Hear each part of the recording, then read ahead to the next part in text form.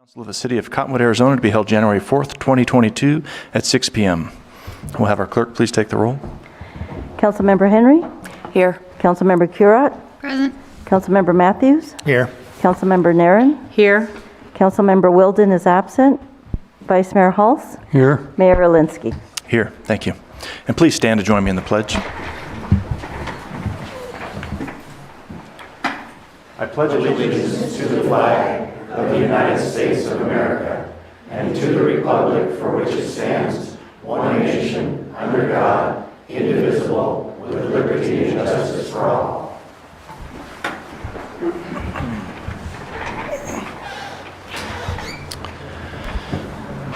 Okay, next up is a brief summary of current events by the mayor, city council, and/or city manager. The public body does not propose, discuss, deliberate, or take legal action on any matter brought up during the summary unless the specific matter is properly noticed for legal action. And council members, do we have anything to report? No? No? All right, easy. Mr. Corbin? Thank you, Mr. Mayor, Council. I've just got two quick updates. The City of Cottonwood is seeking applicants to fill 3 seats on its Planning and Zoning Commission and 1 seat on its Historic Preservation Commission. Please visit CottonwoodAZ.gov for more information. And then Cottonwood Fire Department, in collaboration with Yavapai County Community Health Services, is currently offering free COVID-19 rapid antigen testing to the community on Tuesdays and Thursdays from 10 a.m. to noon until February 1st. The testing is a drive-through testing held in the main parking lot of the Cottonwood Public Safety Building at 199 South 6th Street. Drive-through is set up with the entrance into the parking lot off of East Aspen Street and exiting onto South 6th Street. For more information, please contact the fire department at 928-634-2741. All right, very good. Next is the monthly financial report from September 2021. Any comments? Anything to? No? Nothing? Looks good? Okay. Thanks to Ms. Lennon for that. And next is call to the public. This portion of the agenda is set aside for the public to address the council regarding an item that is not listed on the agenda for discussion. However, the council cannot engage in discussion regarding any item that is not officially listed on the agenda for discussion and/or action, and comments are limited to a 3-minute time period. And I can see many folks are fulfilling their New Year's resolution because we have quite a stack here this evening. So first up is Mr. Bill Wagnon. Evening, sir.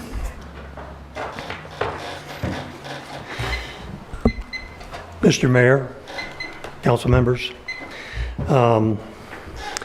your airport commission did not meet this month, so I could not bring this to them.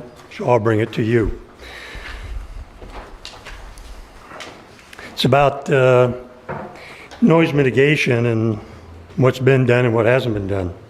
The City Council needs to require the airport manager to institute and encourage compliance with a noise mitigation plan that has these actions in it. There's 5 of them. 1, change the departure pattern from 500 AGL to 1000 AGL. Departure pattern for runway 32 of 0.6 miles and 500 feet AGL. Bear left to follow Highway 89A. Use best rate of climb for noise abatement to 1,000 feet AGL, then standard right-hand pattern. No mid-flight or intersection departures. No touch-and-go landings. Limit operations to the extent possible between 9 p.m. and 9 a.m. Items 1 and 2 would become mandatory once our airport manager has properly informed the FAA of the change to the flight pattern. Items 3, 4, and 5 by FAA rules are voluntary. The compliance with these voluntary suggestions would be up to the pilots currently flying over our homes. Many airports have been successful in convincing their aviation community to fly friendly and considerate of local communities. The Sedona Airport has been very successful in getting compliance with these same voluntary actions.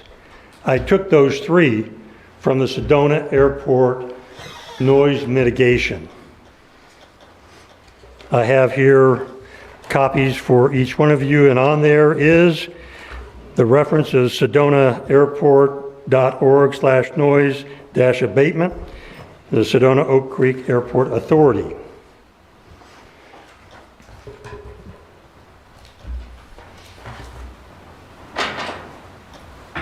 Thank you. Thank you, sir. All right, Ms. Howard, I noticed you indicated you wanted to speak on agenda item number 5, which I believe is on the consent agenda. Is that correct? So we'll go ahead and just wait, and we'll call you up at that point. Since it is on the agenda, you won't be able to. More comments to make. But you won't be able to address us. You can only address us right now about something that's not on the agenda, and you've indicated here that you have. Okay. So we'll call you up then. Thank you. Mm-hmm. Thanks. Okay, Mr. Chenoweth.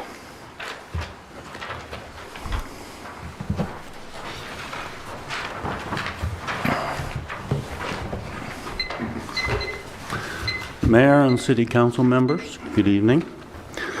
Because tomorrow morning, the brief reprieve we've enjoyed from the constant daily onslaught of the Cottonwood Flight School noise begins anew.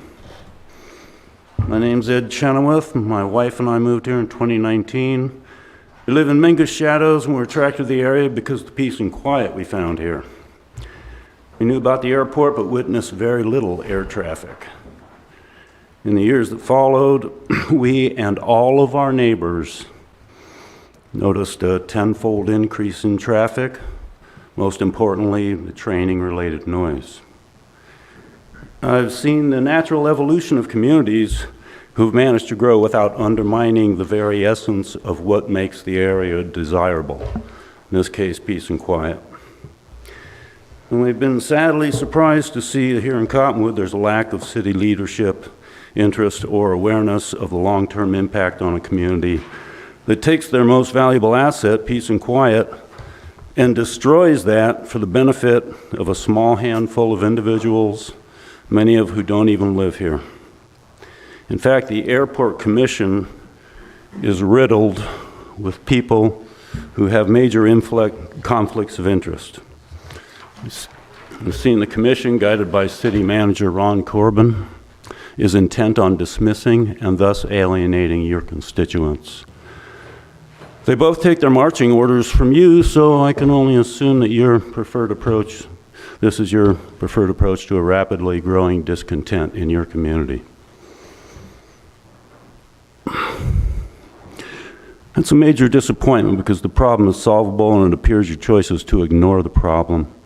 My question is, why are you ignoring the problem?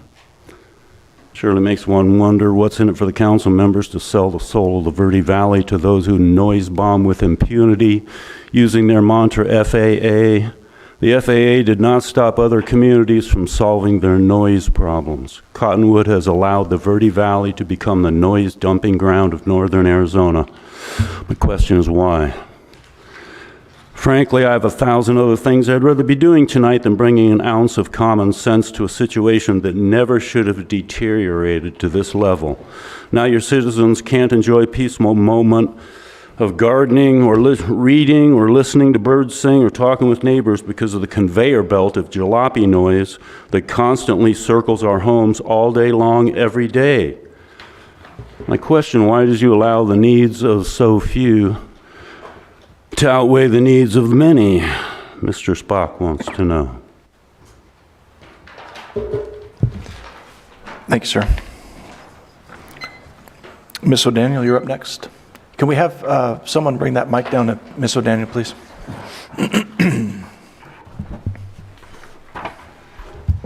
Thanks, Jack.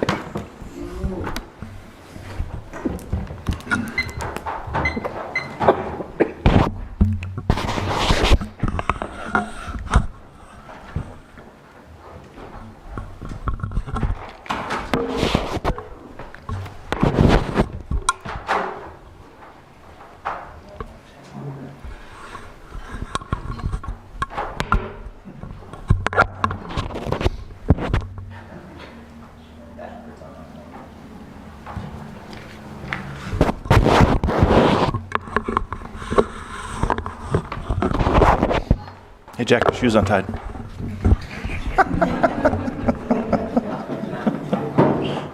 Thank you.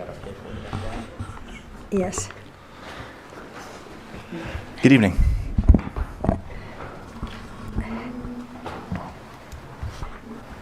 Is the mic positioned okay? Yes, we can hear you fine. Thank you. Thank you. Mayor Alinsky and city councilors, on January 23, 2020, 11 million people in Wuhan, China lost their freedom of movement overnight when the communist government quarantined the entire city. Thus began the cry for, quote, states of emergency to control people's movements and rights of choice. Edicts promulgated by the Arizona governor under so-called, quote, states of emergency, as Arizona State Statute 36-787, trample Americans' constitutional rights. Constitutional scholar Robert Brown, author of the world-renowned 6-DVD series, The Constitution is the Solution, stated in September 2021, quote, the Constitution does not get waived during a state of emergency. There is no constitutional authority for the Department of Health and Human Services to even exist, nor is there any for OSHA, which is tasked with implementing this unconstitutional mandate. Mr. Brown continued, quote, while some will point to past court decisions supporting vaccine mandates, a court saying so does not transform something that is unconstitutional into being constitutional. The only way to legitimately alter the Constitution is via the amendment process, close quote. Former state Supreme Court Justice Andrew Gould was interviewed in Phoenix last month regarding Biden's so-called, quote, state of emergency, justifying his COVID mandates, and Governor Ducey's state of emergency with its draconian mandates for Arizonans. Gould stated, quote, the 10th Amendment makes these totally unconstitutional. They do not trump the Constitution or the people's rights.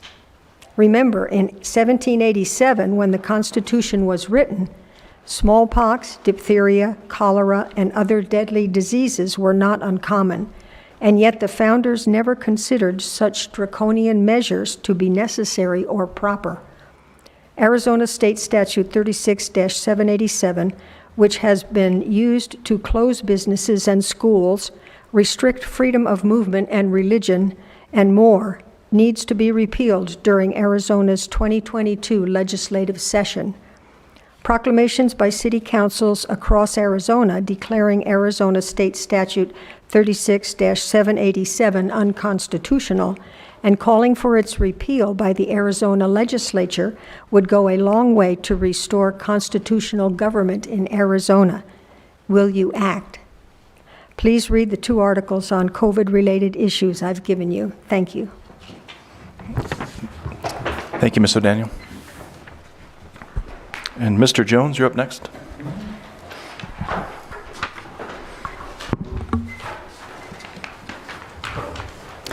Mayor Alinsky and city councilors. The COVID pandemic has been used by governments, including China and many states within the U.S., to declare so-called states of emergency, which supposedly justify government action or executive action restricting people's freedoms.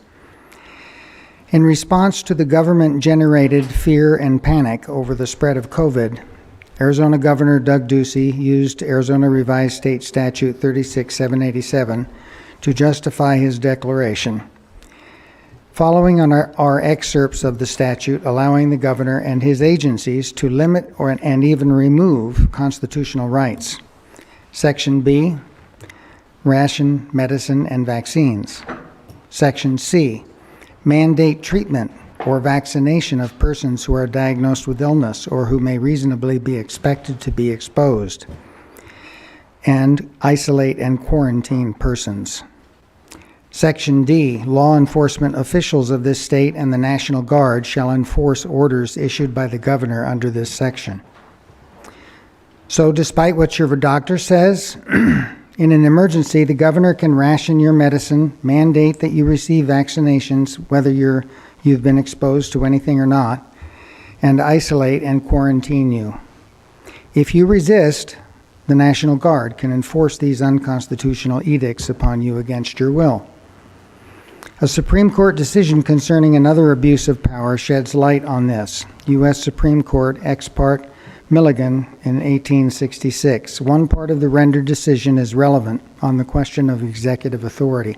It stated, quote, "The Constitution of the United States is a law for rulers and people equally in war and peace, and covers with its shield of protection all classes of men at all times and under all circumstances. No doctrine involving more pernicious consequences was ever invented by men than any of its great provisions can be suspended during any of the great exigencies of government. Such a doctrine leads directly to anarchy or despotism. Individual liberties should never be trampled because of some perceived great exigency. So-called states of emergency issued by any government are the germs of totalitarianism." Thank you. Thank you, sir. And last, we have Mr. Martinez. Welcome.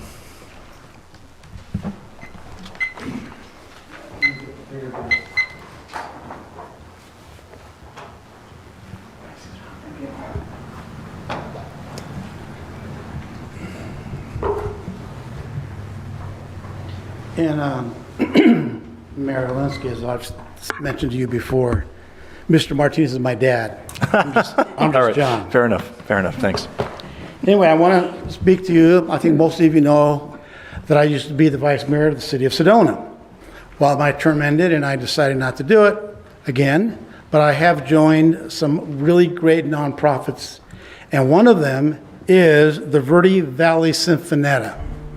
How many of you and how many of the audience enjoy listening to composers such as Mozart, Beethoven, Mendelssohn, and so on and so on?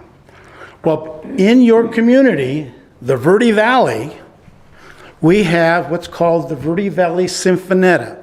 And what you're seeing in front of you that I passed out is the program for the 21-22 season. The next performance that is coming up is January the 16th. It is held at the Sedona Performing Arts Center.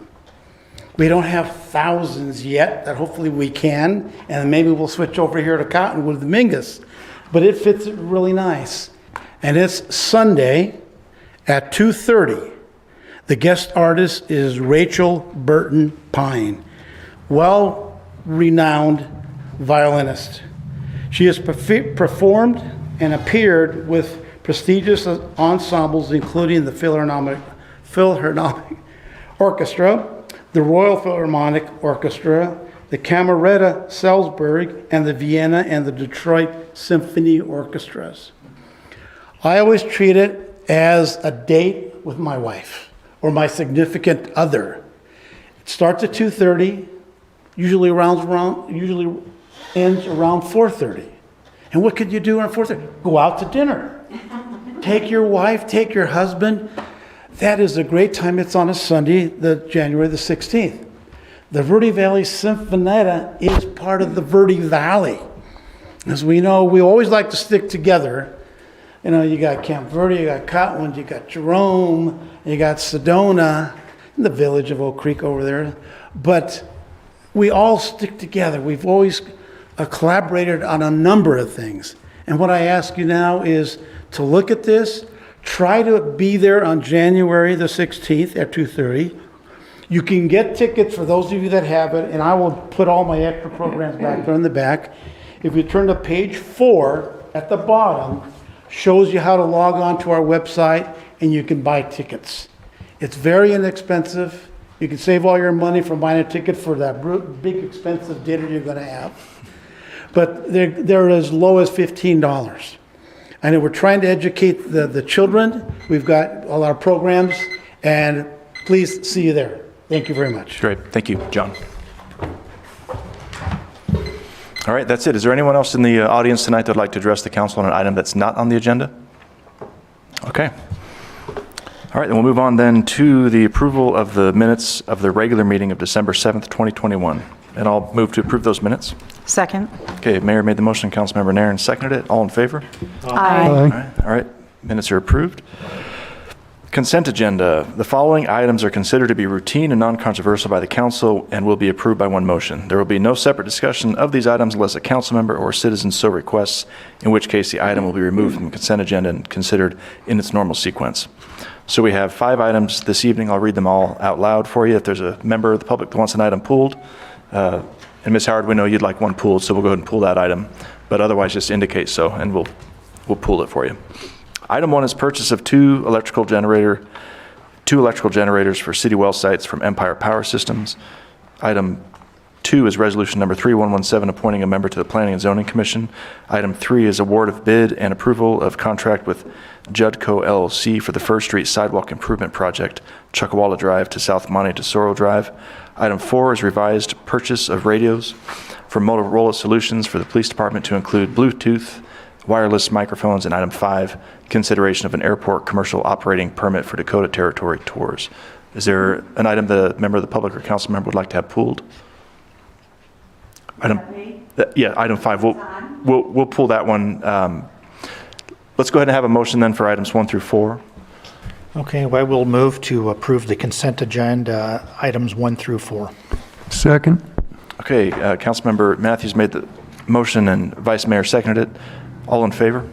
Aye. All right, the motion's approved. Items 1 through 4 approved. We could have the the city clerk, read resolution number 3117 by title only. Resolution number 3117, a resolution of the mayor and city council of the city of Cottonwood, Arizona, appointing Jessie McKinnon, a member of the Planning and Zoning Commission, and establishing her term of office. Mr. Mayor. Great. And is Ms. McKinnon in this evening? No. Okay. Well, if she's watching from home, thanks for joining up with us. We appreciate your volunteerism. Okay, item 5, consideration of an airport commercial operating permit for Dakota Territory Tours. Ms. Howard, would you like to address the council on this item? Mayor Alinsky, members of the council, your time and service is very much appreciated. There is sufficient reason to believe Dakota Territory Tours needs to be more thoroughly vetted before granting a commercial permit at Cottonwood Airport. Therefore, I suggest item 5 on tonight's agenda receive separate review and future consideration. Due to serious financial past lawsuits and current bankruptcy, more time should be allowed to research all 5 DBAs, so full knowledge of this company's history of doing business since the 2017 application is fully transparent. Dakota Territory bankruptcy filed July 26, 2021. It's still in progress. The city council members need to have facts before issuing a permit. Just because someone has leased an airport spot, that doesn't mean a permit is issued carte blanche. Thank you for your in-depth review of this important decision that deserves full consideration and results in decisions that represent the welfare of the citizens of Cottonwood's future, not more problems. The Cottonwood Airport has enough problems. Also, I find it odd that public comments at city council meetings are not in the minutes. If public comments need to be submitted prior via paper document or digital form, I'm sure speakers would comply. Thanks, Ms. Thank Howard. you. Thank you. And Mr. Wagner, you had your hand up as well? I agree with what you just heard. I got 8 questions that I would like to ask Dakota. When they were at the commission, the airport commission meeting, they did not have a representative there to answer questions. Instead, we had a city employee acting as their representative. In questions I have, I don't think a city employee has that knowledge.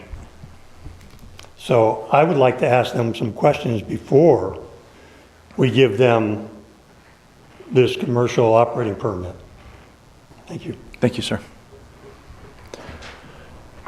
All right, Mr. Corbin. So I have both the interim airport manager and the current airport manager here to answer any questions council might have, but as you can see from the application, it is complete. They are 100% compliant right now with all of our requests and with all of the requirements and the operating standard procedures.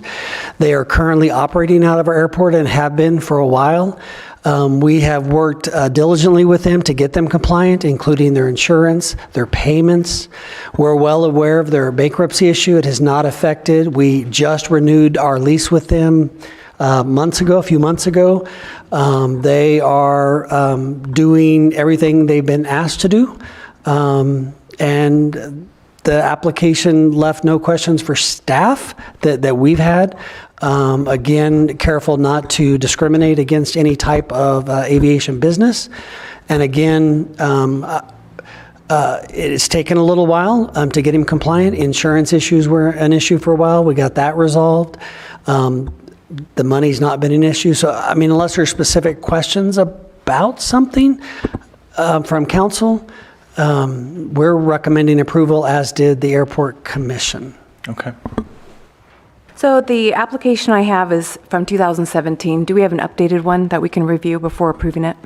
No, that is the current one. That is up to date, and we added the information that was needed. That they've been operating for a while. This is just getting them compliant with all of our standards. Remember, council put these into place shortly before I got here, so the standards were in place. Previous airport manager, I guess 3 managers ago, never was able to get it complete and finished to take to the commission. Mr. Cook was able to wrap it up, get all the requirements met, including insurances, including business licenses, including ensuring that they were up to date on payments, and they were. We went through our checklist recently. It's not that we looked at the application in 2017 and brought it to council in 2022. Well, this was just recently finished. All the T's crossed and I's dotted to the best we can tell. And again, Mr. Cook, who wrapped that up and took it to the commission, can answer questions, or Mr. Tripp, if you have any current questions about operations or otherwise, he can answer those. But we did not make them start over. It was in our lap since 2007, not his lap. Okay. Okay, and I appreciate that. And I do have a couple of questions. I do agree with Ms. Howard, for once, about the inquiry into the charter, which is Solid Edge, and the nature of the relationship between Dakota, which I don't know if it's changed hands. The applicant's Miss Millie Bruner, but yet the new CEO president's their son, Eric. So I don't know if we can kind of maybe bring me up to speed on what's happened since 2017 and today. Thanks. Mayor and Council, Jeff Tripp, Airport Manager. Councilman, is there anything specific I can answer for your question? So we, in order to approve the operating permit, we do have a requirement that shows some kind of a contractual or other relationship between the actual charter holder, which is Solid Edge, and the applicant, which is Dakota. Solid Edge is a DBA, but do we have any information about the relationship between Solid Edge and Dakota Tours? I'd have to look at the application. I know that the city staff did vet the information we've been provided, so I can get you that answer to go back and take a deeper look. I don't have that in this. Maybe Steve has that knowledge. I don't.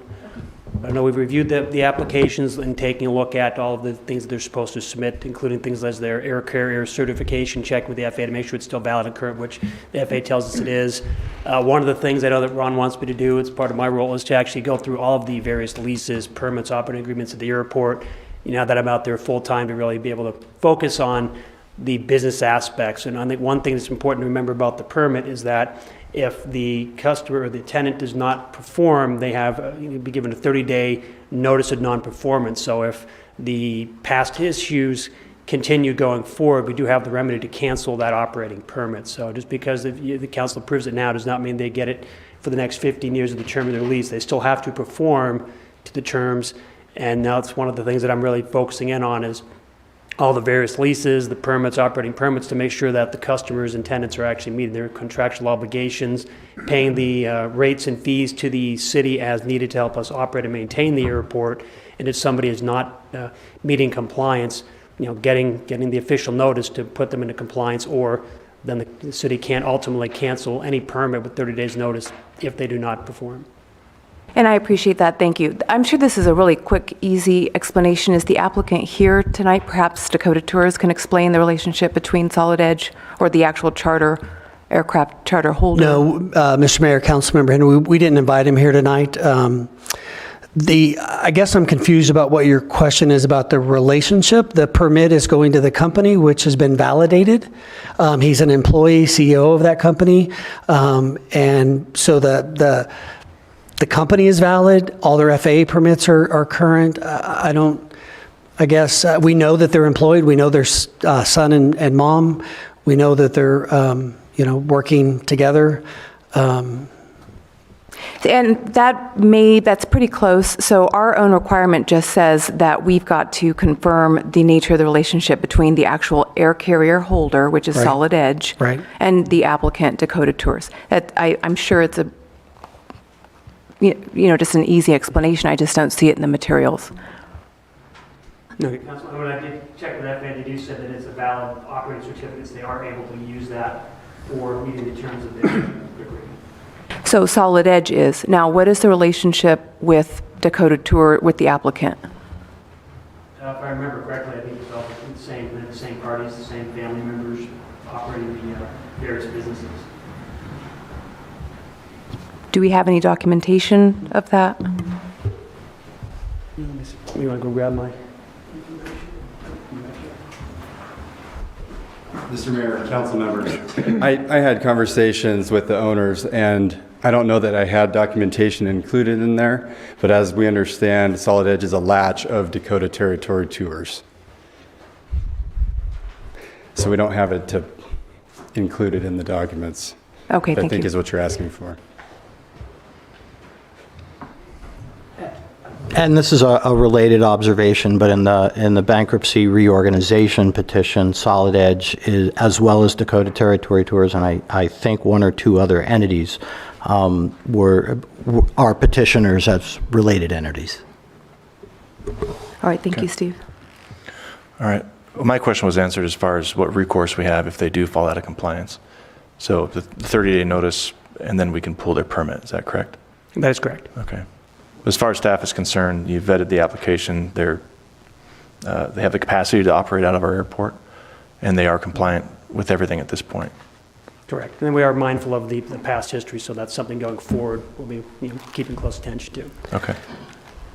Yeah, this is, Mr. Mayor, Council, this is the first time, in my opinion, that they're fully compliant.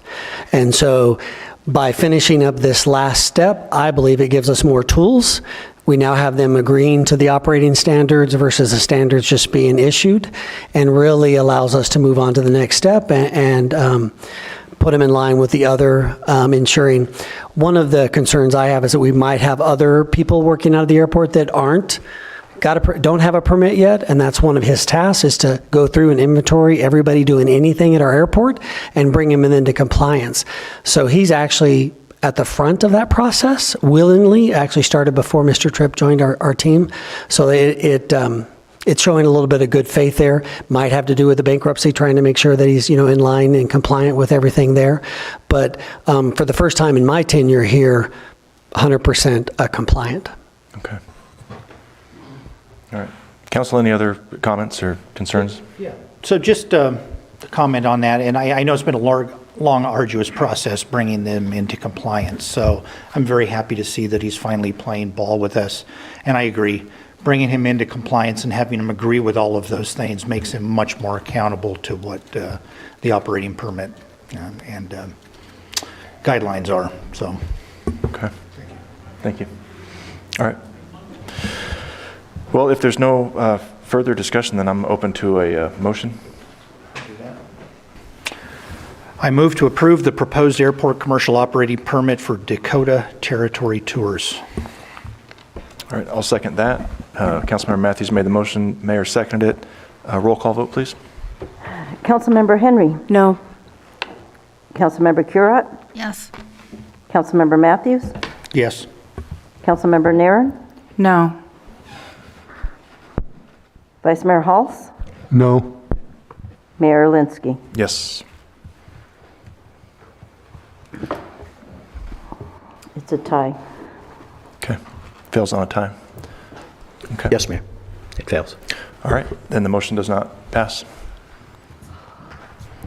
All right, we move on then to new business, which is for council discussion, consideration, and possible legal action. And up first, we have resolution number 3118, appointing members to the Cottonwood Youth Advisory Commission. Mr. Teal. Good evening, Mr. Mayor, Council. Jack Teal, your Parks and Recreation Director. I'm here tonight with our Youth Advisory Commission to get some members appointed and reappointed to our Youth Commission so we can bring this program back for the remainder of the school year. With us tonight, up for reappointment, we have the incoming president, Kiati Murdoch, and our secretary, Marianne George. Along with them, we did invite all of our 9 candidates for the open positions here tonight, and a handful of them were able to make it tonight. So with us tonight here for appointment, we've got Elam Branham. We have William Diminkowski, Mikkel and Mitchell Gordon, and Sophia, I'm going to mess this up, Sophia, I apologize, Helemeska? For appointment and consideration on the Cottonwood Youth Advisory Commission. Now, you guys might be wondering why in January, not typically in August like we normally do these.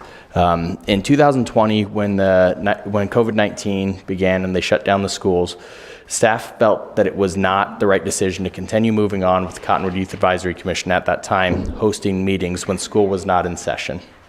So as school started to go back and things began to transition back to in-person, we looked at bringing this program back. Because of the way it's structured and having people age out of the program or having people graduate out of the program, we have had a hard time filling the 9 open positions from those vacated seats. So we started with the process again in August like we normally would, looking to fill those positions. We did not generate enough applications for it until recently, after we increased our efforts working with Mingus Union High School and the Cottonwood Oak Creek School District. All the school districts were willing to let us go on campus and help talk to the individuals about what the program is. And during that process, we were able to generate over 20 applications. Not all of them were completely filled out. We had 20 of them that were, and after calling and talking to each one of those candidates, only 9 of those candidates then wanted to move forward with an interview process. Of those 9, we got with our 3 youth commissioners. One of them is not here tonight. She was unable to make it, McKenna Bliss. We did a blind review of all of the applications. Then we sat down, we interviewed all the candidates, and of those candidates, those are the ones that we are recommending for appointment tonight, as well as the reappointment, and myself as the staff liaison for this program. And with that, I would open it up for any questions. All right, any questions from council for Mr. Teal? No, all right. Well, I just want to say I'm really pleased to see that the commission's reorganized and you're back swinging. It's really important. I look forward to seeing all your names on ballots here before too long, so. We need our youth to get more involved, so thanks to all of you. Yeah. All right, council, I'm ready for a motion. I move to approve resolution number 3118, appointing members to the Cottonwood Youth Advisory Commission. Second. Okay, Councilmember Henry made the motion and Vice Mayor seconded it. All in favor? Aye. All right, sorry, we were supposed to do a roll call vote on that. Can we? Yes. Okay, go ahead, sorry. Councilmember Henry? Still a yes. Councilmember Cura? Yes. Councilmember Matthews? Yes. Councilmember Naren? Yes. Vice Mayor Hulse? Yes. Mayor Alinsky? Yes, thanks. Motion carried. All right. Let's please have you read resolution number 3118 by title only. Resolution number 3118, a resolution of the Mayor and City Council of the City of Cottonwood, Yavapai County, Arizona, appointing Youth Commission members and establishing their terms of office. Mr. Mayor. All right, thank you. All right, next is direction regarding the allocation of the city's Tribal State Gaming Compact shared revenues from the Yavapai Apache Nation for fiscal year 2021. Good evening again, Mr. Mayor and Council. Still Jack Teal, Parks and Recreation Director.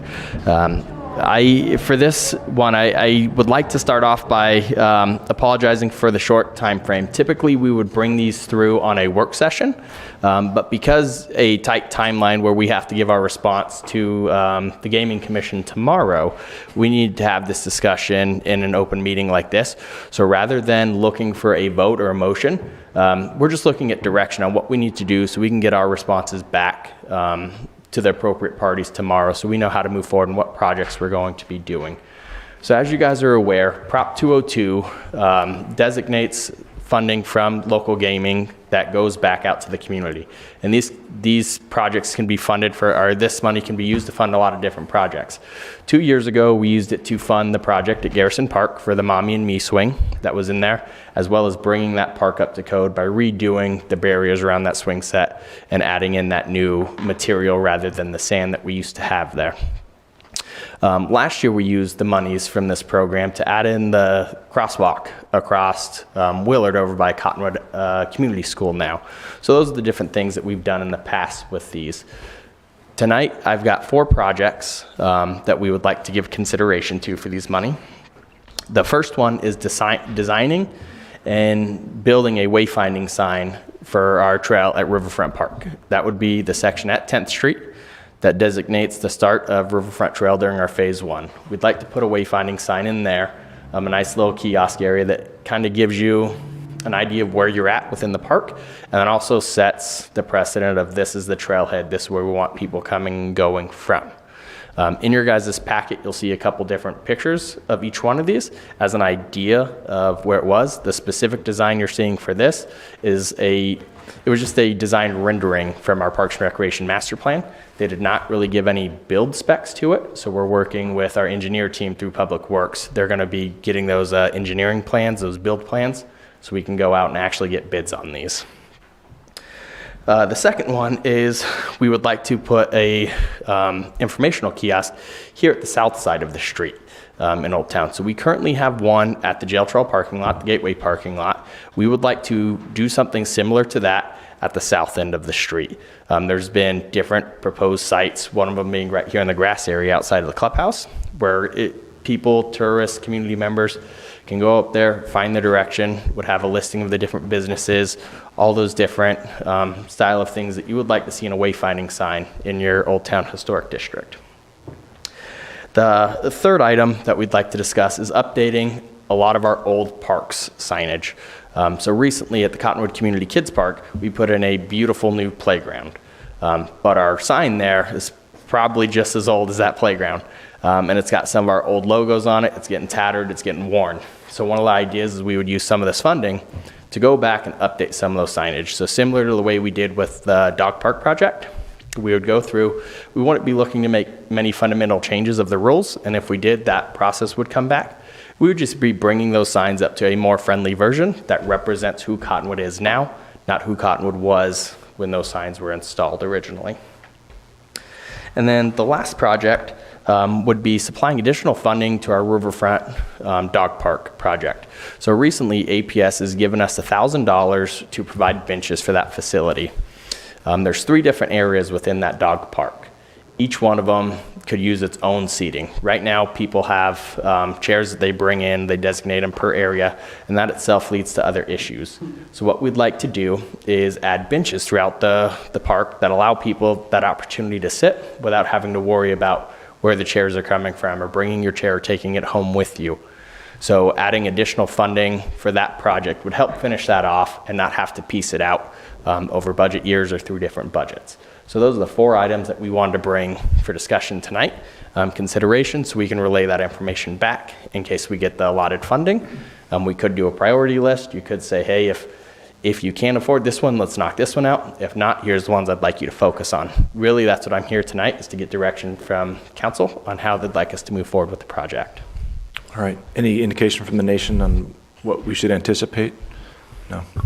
I'm sorry, what was your? Is there an indication from the nation on what we should anticipate as far as a financial contribution from the gaming funds? So I can't say for certain, but in your guys' packet, I listed the last 5 years of the money we've got. It typically hovers around that $18,000 is what we get for that project. And I think our finance director's still here. She felt pretty comfortable when I just summed it up and said, could we just say $18,000 in general? And she felt pretty confident with that number as well. Okay. I just didn't know if the pandemic maybe hit their revenue stream hard or not, but. Even last year when we got these fundings, it did dip a little, but it was still in that general area. Okay. So I think we would probably be okay to use those same numbers. Okay. Mr. Mayor, and they have a lump sum. A lot of communities are asking for stuff, and I'm sure they try to divvy up the money some fair way. So tell us what you want us to ask for, we'll ask for it, and what they give us, they give us, and, Okay. and what they don't, they don't. All right. Well, Council, how would you like to proceed? Is there something that stands out as a high priority? You want to number them 1, 2, 3, 4?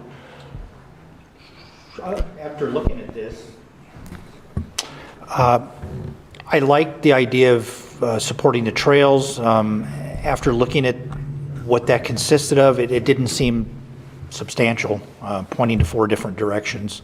And then after looking at the picture of the park signage down at the kids' park, that really does need to be done. I like the idea of also supporting our businesses with the wayfinding sign in Old Town. Old Town's getting very busy, very, very crowded. I think that would be an advantage to everybody. And so I'm leaning towards, and I think that fits within the budget. That's a total of $14,000, I think, for that. So the kids' park signs and I think the wayfinding sign in Old Town are kind of what I'm leaning heavily towards. And you mean the wayfinding and the kiosk? The kiosk. Yeah, the information kiosk in Old Town. Okay, And gotcha. the signs at Kids Park. Okay. Mr. Mayor and Councilmember Matthews, so on the item about the kids park signage, I believe I put $4,000 there. That would also help additional parks, not just that park. So we would go through, we'd do an inventory. So for instance, some of our disc golf signs out there still have our old City of Cottonwood logo. We would do a sign inventory and make that 4,000 spread as far as we could get it to spread. Okay. The kids park would be a priority. Okay. I concur with Matthews on this, I think. I do too, exactly. Okay. Yeah, I also concur. I like the idea of continuing to improve our park system. I think that's a priority. And the kids' park needs to have a recent sign. Okay. Does that give you the direction you need? I think so. Just to be clear, we're looking at doing the information kiosk out here on the south side of Main Street, as well as updating the park signage throughout our park system. Correct. Okay, perfect. I think I got what I need. All right, good deal. Thanks, sir. Thank you all very much. All right, next up is annual appointment of vice mayor. We do it every year. Since I've been mayor, we brought this up every year. We do this as well as the appointments to different committees that we serve on. But Mr. Holst, you've served valiantly this last year, and it's been a pleasure having you. If there's anyone else that would like to serve in this role, you're more than welcome to. This is our chance to kind of discuss this and various committees as well, but we'll start first with Vice Mayor. I'd like to make a motion if that's appropriate. Certainly. I'd like to move that Council Member Jackie Nairn be appointed to serve as Vice Mayor for the year of January 5, 2022 till the end of the year, 2022. I would second that. All right, we have a motion from the Vice Mayor. It's the last time I'm going to be able to say that. And Matthew seconded that, and roll call vote, please. Councilmember Henry? I'm a yes, and I know we didn't have any comment. Can I make Please a quick do, yes. comment, though?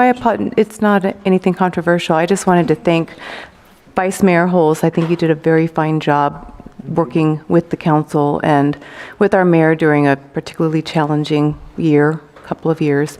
And also, as far as Councilmember Nairn, I've been very impressed with your spirit of just volunteerism. You've been volunteering and really active on council, and I think you'll be just very fine in this role. So that was my comment, and I am a yes vote as far as the motion. Thanks. Great, thank you. Councilmember Currat? Yes. Councilmember Matthews? I will second those comments with a yes. Councilmember Nairn? Yes. Are you sure?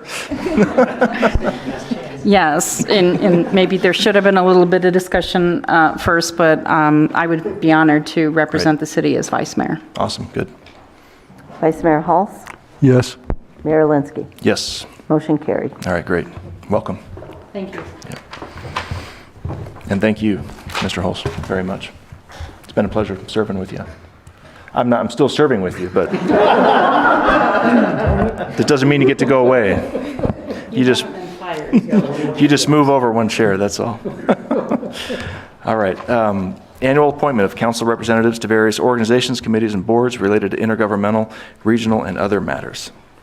And Ms. Jimenez gave us a list of our current appointments, and if there's anything, I think it's been working well, but if there's anything that council wants to change, or if there's a committee you want to jump on board with, you're more than welcome to bring it up now. We can divvy these tasks up. Well, I just want to make a comment that the two committees that I'm on here to attend has not had any meetings since COVID. I haven't been notified by the Homeless Coalition that they're having any public meetings, and I have never received anything from the Cottonwood area transit that there's been any meetings, not even virtual. So I'm not sure what's going on with those. I mean, I'd be happy to continue to serve on these and do nothing, but if there's something I could do, that would be great. Okay. Mr. Mayor, if I can add, the new transit manager starts on Monday, and one of his tasks will be to reorganize that transit committee. So if it pleases council, we'd love to have her still on that committee. We expect no later than the second quarter, but hopefully the first quarter to have a meeting. Okay. Okay. Any other changes, council? No? Okay. Well, then I think we'll just make a motion that we continue serving in the capacity that we are now, without any changes. Second. Okay, Mayor made the motion, Vice Mayor seconded it. Roll call vote, please. Councilmember Henry? Yes. Councilmember Currat? Yes. Councilmember Matthews? Yes. Councilmember Naren? Yes. Vice Mayor Halls? Yes. Mayor Linsky? Yes. Motion carried. Okay, great. All right, I move we pay the claims. Second. All right, Mayor made the motion, Councilmember Henry seconded it. All in favor? Aye. Aye. And I motion to adjourn. Second. All right, Mayor made the motion, future Councilmember, Vice Mayor. Naren seconded it. All in favor? Aye.